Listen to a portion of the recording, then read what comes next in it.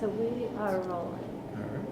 So I understand you spoke at the first Cause Marketing Forum conference. What was that like, and how have you seen CMF change over the years? It's so exciting to be here at the 10th anniversary. So happy birthday. It started with passion, and it continues with passion. I think that there's an underlying feeling at this conference of almost a hominess. It's around partnership, and it's around being in it together, and that really felt that same way, like a small family going out, and now the family's much, much bigger. So it's great to see so many people here, and it's great to see the evolution of the field, which has been quite dramatic. Great. What about cause marketing? You know, it's a relatively new field. The past 10 years is a lot of time for a new field. How have you seen it change? An explosion of cause marketing, a lot for the better, great, substantive, impactful programs, and a lot of not great cause marketing. And I think that the good and the bad help propel the movement forward. For me, one of the most exciting connections for cause marketing is the connection back to the broader corporate social responsibility or corporate citizenship agenda of a company. And where cause marketing fits, where promotional marketing fits within the answer of kind of who are you as a company, what do you stand for, is one of the most exciting places that the field has been going. Yeah. What about, you mentioned some not so great programs. What have been just, not necessarily instances or examples, but just clear signs of just misses, like company just gets something wrong? What are some of the underlying problems? I think when you lead with PR and communications versus leading with substance and impact, both on the corporate side and probably most importantly on the social side, that you run into all different challenges. I think there are lots of challenges within cause marketing when in a corporation it's bottom up versus top down, because the brand team who does some awesome activities isn't accountable for the other parts of the business. And so it's harder to grow things like employee engagement or reputation at the company when it's focused primarily on the brand, and you have to have that quick brand ROI. Yeah. What are you speaking on today? Today, moderating a session about the anatomy of a cause program. In this case, it's the Samuel Adams Brewing the American Dream program. It is a program that started 5 years ago to help lower and moderate income small business owners in the food and beverage industries to realize their dream and to help them kind of move up the economic ladder and become financially independent. So Boston Beer has created this initiative that's multifaceted, and we're going to talk about it today. And one of the lead partners in executing this program and really designing it is Axion and the Axion US network and the affiliates across the United States. So talk more about CSR and kind of the emergence of cause marketing and CSR.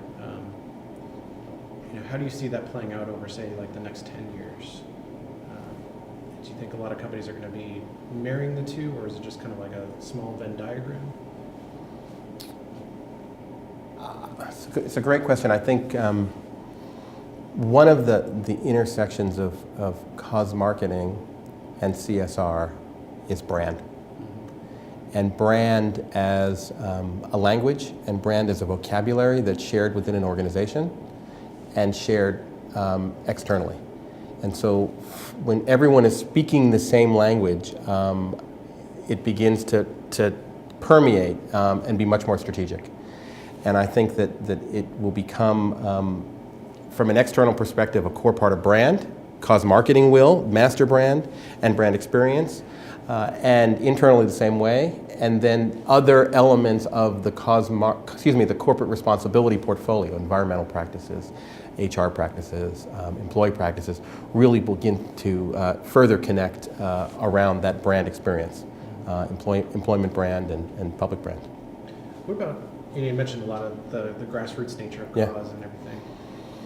What do you advise kind of these entrepreneurs or the folks at the grassroots level? How do they make the case inside the company to do either cause or CSR or both?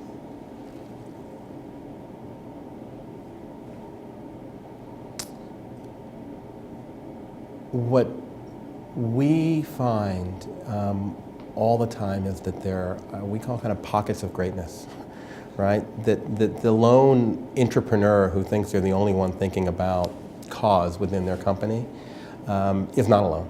And that there are all these folks throughout the organization in their silos, in their business responsibilities, who are doing what one might call corporate responsibility. They don't even see it as such. And it's the bringing of those together.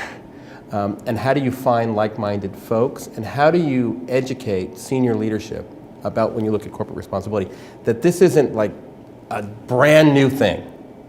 This is this thing we're already doing, and this is how you pull the pieces together, is, I think many senior executives who this is newer to are afraid, like, I'm not ready for that.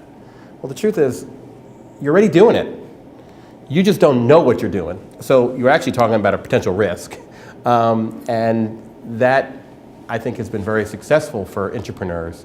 And also, you just got to keep going. The power is in the role that you have. And how do you maximize that? Why should companies do this? I mean, the age-old thing of social responsibility of businesses to increase profits. You know, isn't this just fluffy? Isn't this just feel-good stuff? Why cause? Why CSR? CSR may disappear from the vocabulary. It's good business. I mean, this is about meeting business objectives. This is about stronger employee morale and retention and recruitment. This is about more emotional connections with our business partners and our customers. It's about differentiating our products and services across the board. It's about business. It just so happens that the touch point is also the impact that business has on society, but it's the match of the two. So I think it's very hard to sell up to, like, you got to be good. It's like, it makes business sense. Anything else you wanted to hit on? Let me touch on one thing for Boston Beer. Yeah. So one of the kind of behind the scenes elements of the Boston Beer program, which was recognized by CECP, is the innovative use of philanthropic or charitable dollars that are being funneled and directed toward loans. And as our nonprofit partner, Axion, makes loans to small businesses, yes, loans in the $9,000 range, maybe $9,000 to $15,000 range to small businesses, as they repay the loans, those loans are then recycled as Brewing the American Dream loans back to a new set of entrepreneurs, again and again and again. So it's the kind of recycling and the reuse of capital to help more and more small businesses as they're successful. And then what's so important is the wraparound support that a microfinance organization like Axion provides so well, and that Sam Adams is also providing to coach and counsel the small businesses. I mean, how do you know how to do your books? How do you know how to market? How do you know how to go to a Whole Foods and say, hey, here's my product? And the opportunity to sit at the table with the Jim Cook or the head of marketing or the head of PR or finance is a gift. And we see over and over again these entrepreneurs just kind of blossom. It only takes 15 minutes. Turn it this way. Oh. And it works. So I think that you have a lot of unique elements within the program. The other part about the program that I think makes it an important model to look at is that although there's a master brand that people can relate with, all the component parts, very few people ever touch or feel or even need to know the multi-dimensionality of the program. So some folks will touch an experience like a speed coaching event. Others may be at a congressional reception. Other folks may be at a sales promotion at a pub. Other folks may experience it in the online community. And it's all of these facets together that make it successful. Great. Awesome. Cool. I want to copy some of that stuff.